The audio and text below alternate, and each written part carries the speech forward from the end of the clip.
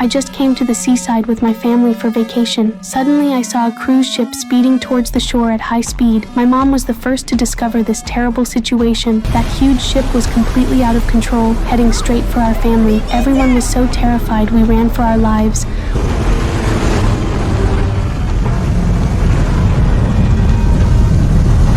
We had no clue what was happening. We could only run back home to hide first. Only after returning home did we find all electronic devices were disconnected from the internet. At this point, we hadn't yet realized a massive disaster was about to befall us, because cell phones and computers were all unusable. My brother and I quickly went to bed to sleep. Only my parents were bored, so they played with building blocks. This time, suddenly there was a knocking at the door outside. My dad thought it was very strange for someone to be knocking in the middle of the night, so he quietly grabbed a wooden stick to defend himself. Then he carefully went over and opened the door. It turned out to be our neighbor with his daughter. Apparently, the neighbor's house had also lost power and internet. They also didn't know what had happened.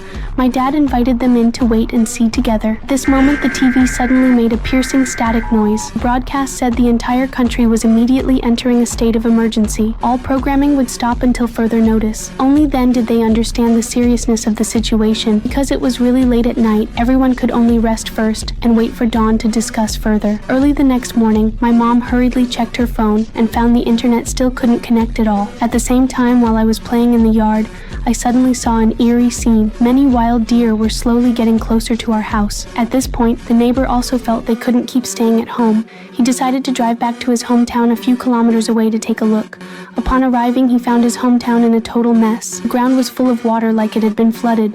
Luckily, the satellite phone was still in its old spot. He had wanted to use the satellite phone to call for help, but found it also had absolutely no signal. So he walked to the nearby beach to try to find a signal, but discovered a luxury watch in the sand. He reached out wanting to pick up the watch, pulled out a severed human hand. This instantly gave him a huge fright. Only at this moment did he notice the entire seaside was full of limbs and corpses. He had no idea what to do, when suddenly he saw a plane lose control and come charging towards him. He hurriedly ran back home with all his might to take cover.